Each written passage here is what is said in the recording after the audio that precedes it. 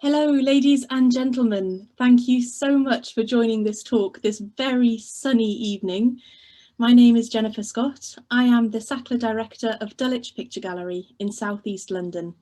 And I was absolutely thrilled when Art UK asked if I would be part of this series of special talks, Unlocking Art. I wanted to start today by thanking Art UK for the incredible work that they do. I know many people on this talk this evening will know exactly what I mean when I say that Art UK are an invaluable resource. It is so very useful to be able to see the art treasures of the UK gathered together. And I love the innovative new curations that are being put in place that help us to get a real sense of the breadth of all the collections that are at our fingertips. And now more than ever, we need to go and see art to come back to life after what has been such a difficult year. So it's a joy for me this evening to be able to talk about my favourite topic, which is Dulwich Picture Gallery. And what the Art UK team have asked me to do this evening is to pull out some highlights from the collection. And highlights have been very much on our mind at the moment as we have just put in place a new presentation of the collection, an entire new hang of all of the great Dulwich Picture Gallery paintings, which look really fresh. The gallery was closed for 14 months during the pandemic, and so we used that time wisely to rethink the way that we present the treasures that are in our care.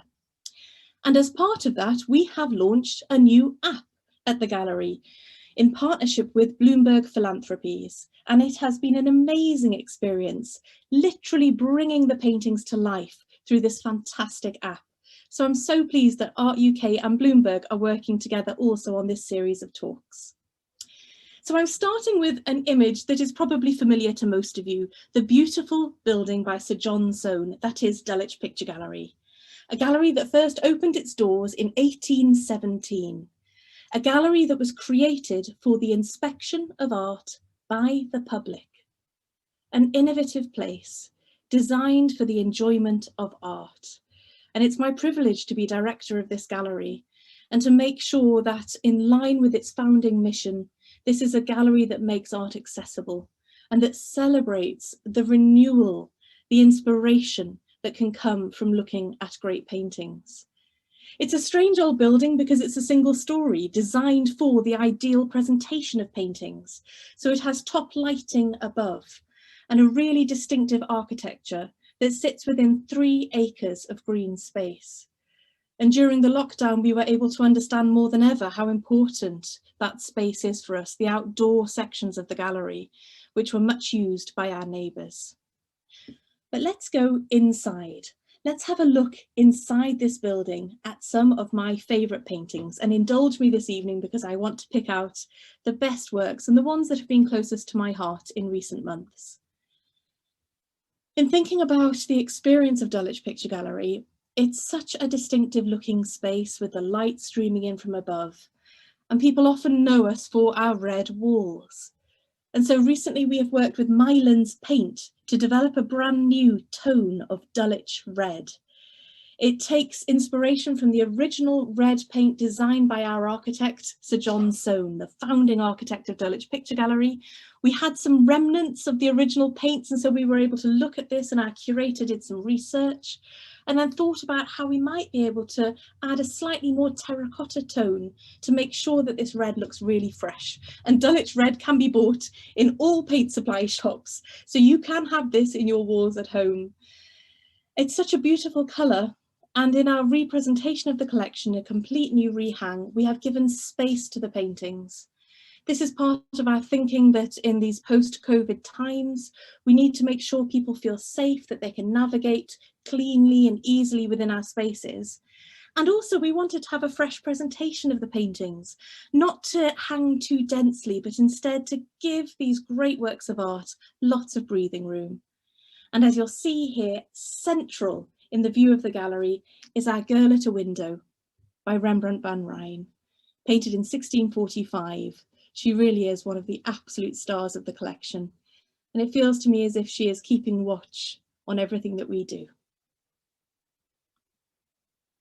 Another great work in the collection is one that people perhaps aren't as familiar with as Rembrandt's Girl at a Window, And so I wanted to dwell for a moment on a painting by an artist who could be described as a bit of a failure as a painter, Giorgio Vasari.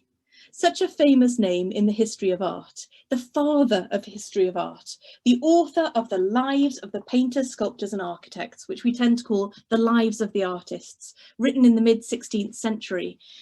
And as we all know, when we've thought about art history, Giorgio Vasari was the man who was the maker of reputations of artists. We know all the ins and outs of all the gossip about Raphael, Leonardo, Michelangelo, because of the stories that Vasari told. But Vasari was also an artist, and yet thought of himself as something of a mediocre artist, perhaps not as successful as those who he wrote about. And it's something that's been repeated time and time again, that Vasari knew his stuff when it came to being a critic, but that perhaps he was trying too much to emulate those that he admired, that he didn't have his own distinctive style. And because of that, when you have a painting by Vasari in a collection like Dulwich Picture Gallery, there could be a tendency to hide it away a little bit. And that is something that we have been doing previously. But in our rehang, we have put The Holy Family by Giorgio Vasari in a real star spot. Because when you look at this painting, it says so much. It is so beautifully laid out. The composition is so balanced. It shows how Vasari was soaking up the lessons learnt from Raphael, from Leonardo, thinking about the perfect structure of a group. This is a copy of an original painting that's in the Pitti Palace. This is a copy attributed to Vasari as well. And the original, the first version of this painting is in the Pitti Palace in Florence. And whenever you have a second version of a painting, well, then you have to question this. This can't be an unsuccessful painting if it was in demand enough to have other versions made of it. So this gave Vasari money, it gave him commissions. And there's something so calming about this painting. So much so that it really inspired an artist who we invited into the gallery recently to rethink our welcome hall. We invited the artist Sinta Tantra to reimagine the welcome space of Dulwich Picture Gallery, and she has devised a mural called The Grand Tour. And I'm showing one section of the mural here. It is the kind of artwork that you have to see in real life. So please come to the gallery and be immersed in this space. But you will see just from this glimpse through to one half of the mural that it is dominated by a white, fresh tone. And then it has beautiful geometric forms. The title of the mural is The Grand Tour, taking inspiration from the Grand Tour that Sir John Soane went on when he found inspiration from Italian art. So Sir John Soane travelled in Italy and he borrowed inspiration and taste from the buildings and the galleries that he visited.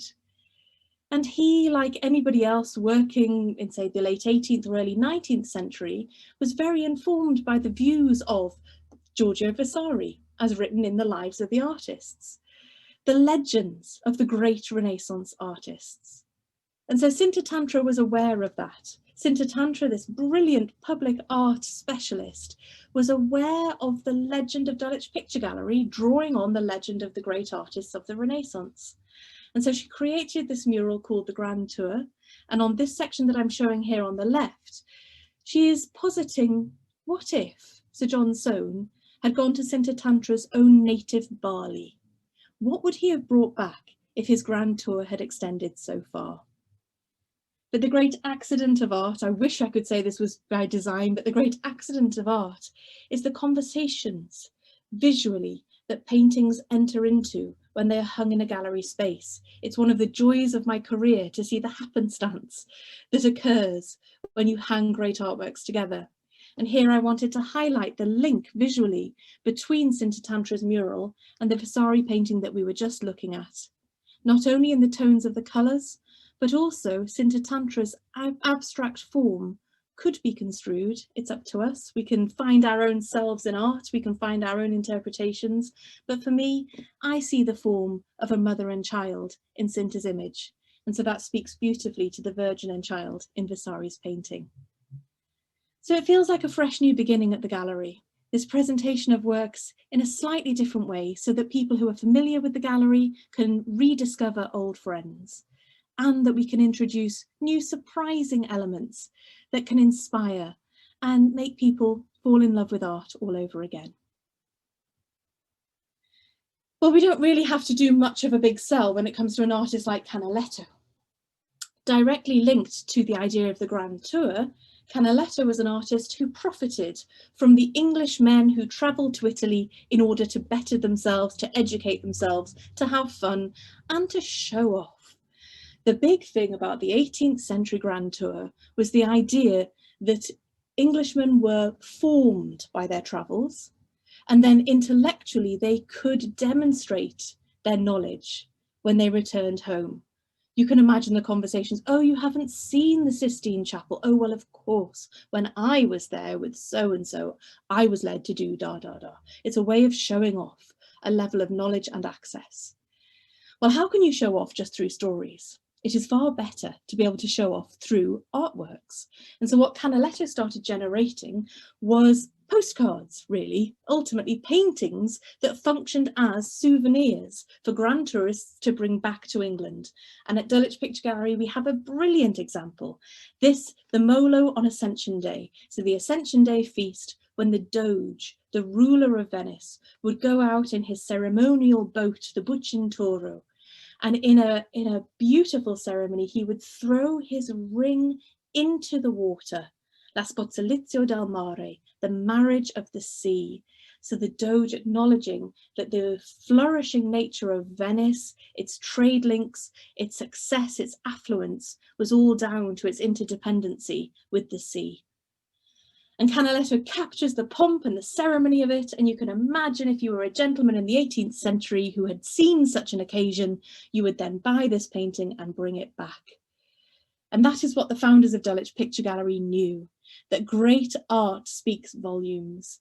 Our gallery was originally, the main paintings in the collection were originally built up by two art dealers, Desenfon and Bourgeois, in order to create a new royal collection for Poland. The King of Poland had commissioned them to draw together the greatest paintings from across Europe. But unfortunately, before the King of Poland had paid for this acquisition of great works of art, he was deposed. And so the two art dealers found themselves with a great collection on their hands and no home for it. And so they worked with their friend, the architect Sir John Soane, to build Dulwich Picture Gallery, a gallery designed to house those specific paintings. So if we move on from Canaletto to another high point of the collection, we have a very special room in our new representation. The room is off the side of the main enfilade, the red enfilade that I showed before. We have what almost functions like a side chapel, where we focus on one of those rooms on special displays. And in a second room, we have French painting grouped together. And one of the leading French artists in our collection is Nicolas Poussin.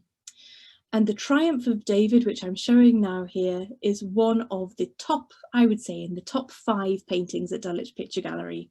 And it is one of our visitors' favourites. When we do visitor surveys, this always features very highly as a much-loved painting. And yet when you think about it, that's strange. It's rather grotesque. It is a painting celebrating the death of Goliath. We see David in the centre of the painting holding aloft the severed head of the 8-foot giant Goliath. And it is the much-loved story that shows the triumph of the smaller opponent, the more vulnerable opponent, over the grotesque giant. And it gives hope in its message that if you try hard enough and if you think cannily enough, you can achieve anything. I think it's much loved as a painting because this isn't just a work of art that functions through paint. This is a painting that works through sound. We can hear this painting. We can hear the trumpet being blown by this man here off centre, his cheeks blowing out with the effort of making this joyous sound, the triumph of David as he walks in procession. And everybody has come out to celebrate that the great giant has been overcome and they don't need to live in fear anymore. And it's so carefully laid out. Nicolas Poussin was such, we think of him as a classical artist. He was channeling classical architecture. He's showing his knowledge of serious sources when he's painting. He's very academic. I used to find Poussin quite cold until I started working at Dulwich Picture Gallery, and I have fallen head over heels in love with him, because when you spend time with Poussin, you realise how carefully he is manipulating the viewer, particularly in this painting, through the sound of it. It is one of the noisiest paintings that we have. You can hear people cheering and shouting, the clamour, children crying. What's that? What is that, Mum? Oh, don't worry, it's just a severed head of a giant. So much drama going on in this scene, and yet it is utterly elegant. I love the way at the gallery we have so much space to be able to dwell on paintings like this. We're a pretty small collection, only around 650 paintings in the Dulwich Picture Gallery collection. So it means that our visitors can take their time. They can take their time and allow works like this really to have an impact and an effect. And we wanted to draw this out in our rehang. And so in each of our sections of the gallery, we predominantly group things by school, by geography, but then we balance that with a few imposters. So in this French room, for instance, we have an imposter of a Dutch artist. This painting by Jacob van Rysdale hangs directly to the left of the Triumph of David, and it shows a waterfall, a typical Dutch 17th century landscape. And we have hung it alongside Nicolas Poussin's painting because this, just like Poussin, is a painting that works predominantly because it unlocks our senses. Here I can hear the water rushing over these rocks, and the way that Rysdale paints the foam of the water as it lands crashing downwards. It is so noisy, but in the noisiness of nature, not in the noise and the clamour of violence and of human beings that we saw in the Nicolas Poussin painting. And yet, like Poussin, when you look at a painting like this by Rysdale, when you look at it and really calmly let it do its work, you see that there is such an elegance in the work of Jacob van Rysdale. He played God. He didn't paint outside. He would take his drawing book and he would sketch parts of nature, and then he would go back to his studio and work those elements up into what he would see as an ideal composition. So just like Poussin, he was very thoughtful about his compositions. And I find it so fascinating to be able to make these new contrasts.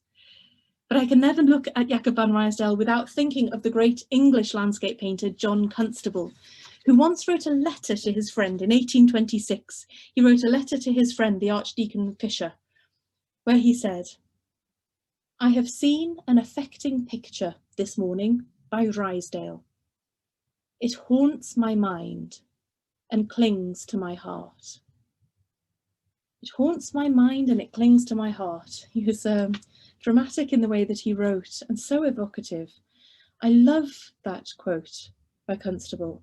I love the emotion within it. The idea that after you have seen a great painting, it can haunt your mind and it can stay with you forever. We believe in that so strongly at Dulwich Picture Gallery. We have a vision at the gallery. We say that we are a place where everybody can find themselves in art. You don't need to have 2 PhDs in art history to be able to understand or enjoy great art. You just need to be human and to find human connections and spend time. And then there are layers of things that you can unlock, of understanding, of context, of artistic design. And we can layer all of this on in our interpretation, which we do particularly in our labels and through the app. But the first and foremost starting point is the fact that these can be emotional experiences. To look at art can be an enveloping moment where we just take some time out and perhaps come back from our visit slightly refreshed and ready to face the clamour of the world again. So the noise of these 2 paintings together works, I think, incredibly well, but please do come to the gallery and see what you think and play a game. Think what other imposters could we move around the gallery to create these new conversations. In terms of the geography of the gallery, we have moved the northern paintings to the northern end of the gallery and the southern paintings to the southern end, which is something that seems so simple, that the Spanish and Italian paintings are now in the southern end of Dulwich Picture Gallery and the Dutch and Flemish paintings are in the northern end. But funnily enough, prior to our rehang, it was the other way around. So that is very satisfying for me as director of the gallery to be able to enjoy that. But there is an element of Oh, and here's the French room. Sorry, I had a view of the French room just to show you how very peaceful and beautiful it looks. And through this archway from this little chapel-like space, we can see through into the Italian wing of the gallery, the southern end. But there was a section of our collection that hitherto we had not celebrated: British portraiture. We have at Dulwich Picture Gallery an outstanding collection of British portraits from the 16th century through to our beautiful little portrait of Queen Victoria in the 19th century, Queen Victoria as a 4-year-old.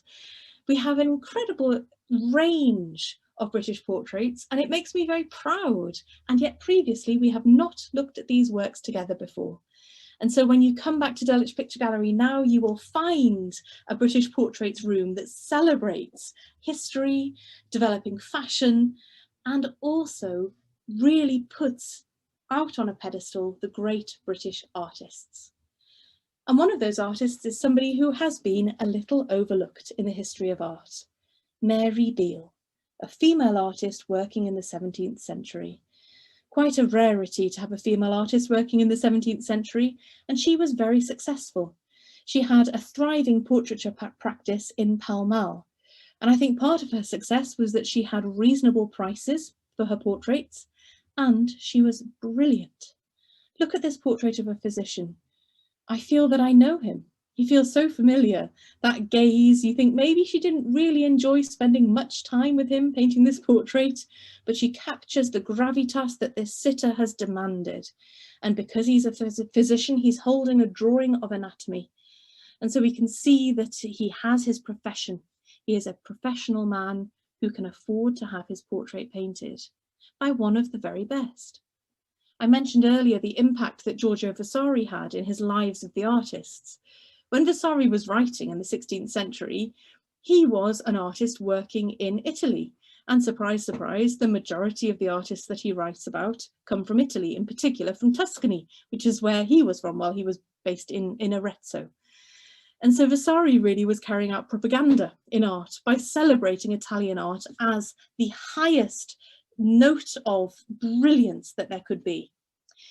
Well, in the 17th century, just at the very end of the 17th century, we had our own equivalent of the Lives of the Artist, written by Bainbrig Buckering. It was an essay called An Essay Towards an English School of Painting. And that essay outlined the noteworthy artists of the writer's age. And one of those artists was Mary Beale. And a big fuss wasn't made of the fact that she was a woman. She was just included because she was noteworthy and eminent. She wasn't just a painter, she was also a writer herself. She wrote The Discourse on Friendship. And she obviously moved in good circles. She had influence and she was successful. And we have two paintings by her. We have this portrait of a physician and also a portrait of a youth, which some think might be a portrait of her son. And both of these paintings really stand up to the other great portraits in our British portraiture room. Here's a little view of it. And you'll see dominating the space is the great Thomas Gainsborough with Mrs. Moody and her sons. And then balancing that out, we have a portrait of Sarah Siddons by the school of Joshua Reynolds. And great works by also by Thomas Gainsborough, by Thomas Lawrence, by Hogarth. It is a fantastic space, which feels really celebratory. I'm so glad that it's something that we've been able to achieve at the gallery now to celebrate British painting. And then I wanted to finish this evening with a painting that actually has given me great solace over the past few months. It has been such a challenge getting the gallery through the ups and downs of the pandemic, and as we all know, it isn't over yet. And we just had to pace ourselves, all of us, across the world. It feels like one thing that could be seen as a positive of the pandemic, perhaps, is the fact that it has united us all in an overarching challenge.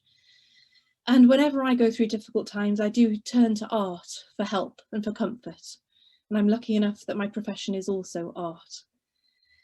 But this is a painting that has really given me strength. The Flower Girl by Murillo. And if you had asked me, when you face the most challenging time of your profession, Jennifer, what painting would it be from the Dulwich Picture Gallery collection that gives you solace? I would not have picked this out. I'm a big fan of Murillo. I think he is a fantastic artist, but I would not have thought that this would be the painting to give me strength. And yet I found myself thinking about this work a lot. A painting of an unknown sitter called The Flower Girl. As you can see, she's holding out her beautiful scarf, which has some roses in it, and she's proffering them towards us, which has led some people to think, is she a flower seller? Or is she even a prostitute selling her wares as herself? And the flowers are just a facade. The roses carry on into her headscarf with a beautiful rose that's affixed here into the scarf itself. And there is a very familiar essence to her gaze, which has led other scholars to think, perhaps this isn't an unknown sitter. Perhaps this is somebody that Murillo knew very well. It has been posited that this could be Murillo's own daughter, who a year after the painting, roughly a year after the painting was made, entered a convent. And perhaps this is in honour of her because she dedicated herself to St. Rose of Lima. And so perhaps here we have an allegory that is not only about flowers, but also is particularly dedicated to St. Rose, and a personal gesture of the artist celebrating his daughter. But I've just mentioned the idea of an allegory. I think perhaps it doesn't matter what this painting, who this painting actually depicts, but instead how it's supposed to make us feel. Because there is something so uplifting about the joy of looking at beautifully painted fabrics. The idea that we can smell these roses, as with Poussin we could hear the triumphant celebration. Here we can smell the fragrance, I think, of these beautiful flowers. And the positioning of the girl is so interesting to me. Nothing in art is accidental. The girl is set directly against the horizon line, and there is no sun in that sky, but she wears a beautiful yellow colour on her dress, which makes me think perhaps is she supposed to be as the sun? And this is where she has given me so much hope. She functions like the sun in the sky. It is such an uplifting and refreshing image. And so paintings can give us so much strength and so much hope. It's been so joyful being able to think about this collection in new ways and to open it up once again to the public. And when visitors enter into the mausoleum, I think they're also reminded once again of the beautiful exterior of Dulwich Picture Gallery. This here at the centre of your image is the outside of the mausoleum space. You can see the windows that have that yellow and orange glass in them to allow light to stream into the space. It's such a simple place to visit. It's such a manageable visit, and yet the impact of looking at great art can linger on and can have such a formative and powerful effect on all of our lives. It's a great joy to be able to look at these paintings with you together this evening and to remind ourselves of all the opportunities that we have ahead to be inspired by great art. So thank you so much for your time this evening and for going on this journey with me. There is always so much more to see, so please do come back to the gallery. The open space is so inviting. We have wonderful programming going on outside in our grounds. It's a wonderfully safe space as well, so green, so much space to enjoy. So please do spread the word, come back with your friends and family, join in with our activities and be inspired in the place where you can find yourself in art. So thank you so much for indulging me this evening. It's been really, really wonderful. Those questions were great.